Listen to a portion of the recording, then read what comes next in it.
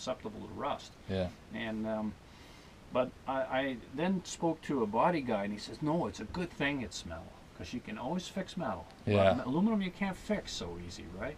Yeah. And the bus there is aluminum, and it had a lot of problems with where the aluminum bulkheads were totally corroded from the salt. I mean, aluminum gets eaten just like steel, maybe not quite as fast, but once it starts, it goes. And I had to literally cut sections of aluminum out and re-rivet new aluminum. Yeah. Whereas the metal, you can weld and do things with it, you know. So he said to me, it's a good thing it's metal, you know. That's why it's something that can be restored. And the body's not that rusty to begin with. Yeah. So sorry, that air conditioner unit at the front. Yeah. Is that just the? That's the motor air. Yeah. So what happens is they had a compressor. Now I've got the compressor, but I took it out for just giving myself more room on the. These curtains are kind of nicely designed. They roll. It's very private. What I would do is at night I just draw these curtains, and the whole Cortez gets very private. And they run a channel up here with 2 pipes that go to that box on the roof, and I'd be getting rid of that so fast. It'd be one of the first things I do, because that's a huge, ugly, old 1960s condenser, very heavy and it's got fans in it and heavy. You know, our air conditioning has come a long way since then. And the that thing there makes a funny noise in certain winds. When the wind's coming from a certain angle, I can't tell you how, but it makes this wah wah wah wah wah sound down the road, right? It's annoying. So that thing would go right away, and then if there's any holes where the lines go into that channel, you'd be patching those, and it's easy to do because it's a metal roof, right? So you just rivet a patch with good quality, like a Supra caulking you can buy at any home hardware. We use it. I'm a log home builder, and we use it on the. We tried for years all kinds of caulkings, and we had various success with different kinds, and some were better than others. But one day we started getting into metal roofs, and the metal roofing company, Ideal Metal, they sent us Supra caulking. It was a color match to the roof. Hey, this stuff is really good. So we started using it, and we've been using it ever since. And what they did with Supra caulking, it's made by a company called Mulco, M-U-L-C-O. Every home hardware, Rigney's has it in all different colors, and it's like nowadays it's like $6 a tube. And if you put that underneath the patch, you'll never have problems. They found a way to vulcanize rubber. It's real rubber.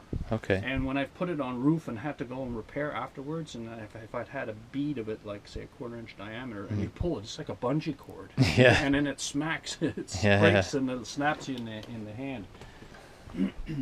It's of course it's an old style shifter, but the gears are all synchronized except for first and reverse is not synchronized, so you should come to a full stop almost and just kind of feel it, you know. But second, third, and fourth are synchronized. They fit. They go in real easy.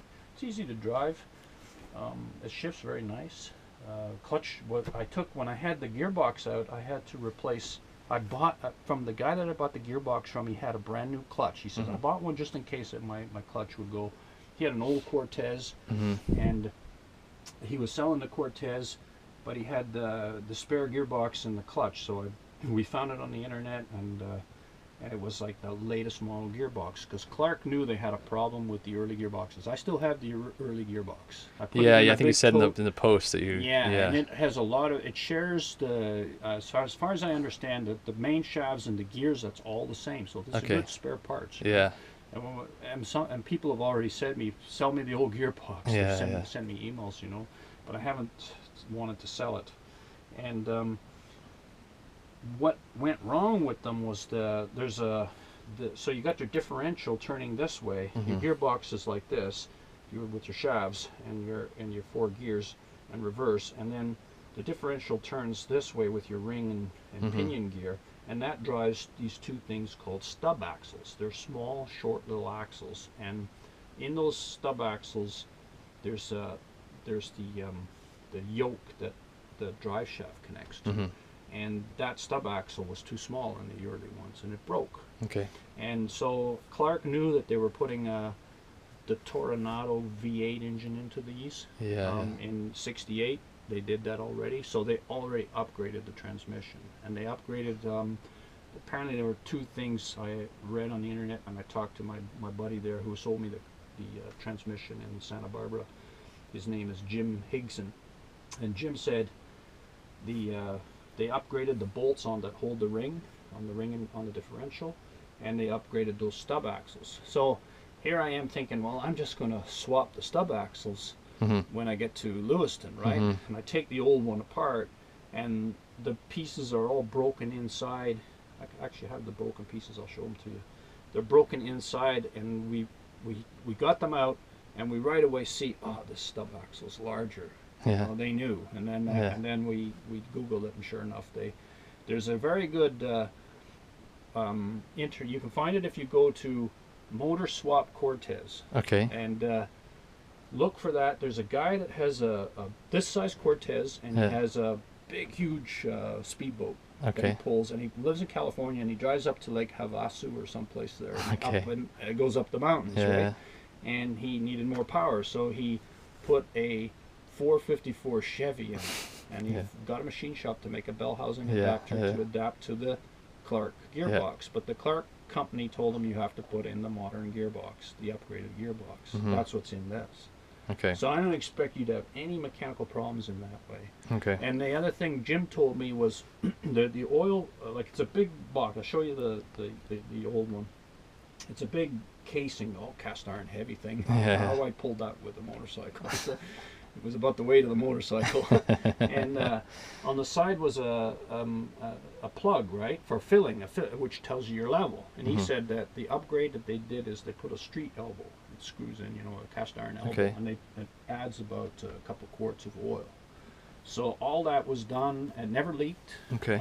And I changed all the oils before going. Yeah. You can see how clean the engine oil is, and I checked the transmission oil. It's as clean as the day I put it in there. Yeah. So it's working mechanically. It's working really good, and the wheel bearings are of the type you can still pull them apart and take the nut out and grease them, put them back together. Gotcha. Today's, like that Ford there, I mean, if the wheel bearing goes, you got to change the whole hub. It's like $800. Yeah.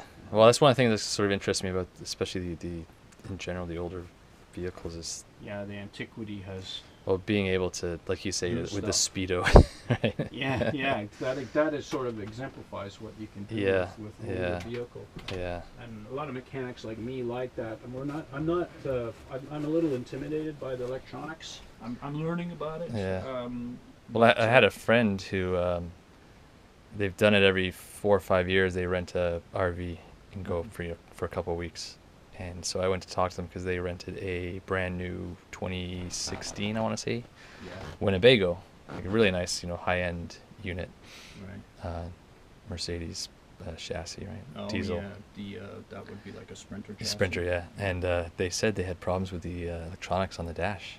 Yeah. And the problem with that is that Mercedes sort of wipes their hands clean because. They've already sold it to Winnebago, right? Oh, yeah. So, and you can't exactly find Winnebago dealerships. Right. As easy as you can find Mercedes dealers. So. Yeah. Well, that's the thing. I like the older stuff, and the electronics are. For me, it's still a little intimidating. I just find that when something goes wrong, beauty is you can put the diagnostic tool in, and it'll often direct you to the which sensor's giving problems and so on. Yeah. But if you have a wire, sometimes the wires are so small, like they're like a number 20 wire, number 22, and if one of those, I know they do a very good job of making the wiring harnesses, etc. But if one of them fails, it's very hard to troubleshoot. Keep reading about. Jobs where people have on the internet where they're looking for assistance to find a phantom problem that mechanics need to find for a customer, and they get into days of searching, and finally, and what my friend who's an electronic engineer, he says is that if you build something and you're using a modern engine, you should have what they call a golden wiring harness that is perfect, right? And you swap it out, and then if the problem goes away, you can start searching areas of the harness, right? Yeah. There's no storage on the outside of this guy, is there? Just all inside? Just the battery thing there. And sorry, this heater is just a heater, right? That's what they call a catalytic heater. It works with propane. I haven't had any of that internal stuff, Yeah. you know, operating. So, yeah, this is where the fridge is. Okay. And sorry, that white box at the top, that's the one you're That's saying the is guy, yeah, that you would get kill. that off really quick. Yeah. And get rid of it. Now, see what you could do. Really, it's got a air conditioner, right? Yeah. That's a later style. The rooftop. Now those are available for about $700. Yeah. If you really want to spend money, you can spend $1,500 on one. If you want a really high-end one, right? Yeah. But generally speaking, those. That doesn't look like it's doing you any favors aerodynamically. No, and this thing is an antenna that should come out and just put a patch on that, right? Yeah. But that next little dome thing is the vent in the kitchen, which works great. Doesn't leak or anything. And then there's finally the bathroom. That's a plumbing vent, right?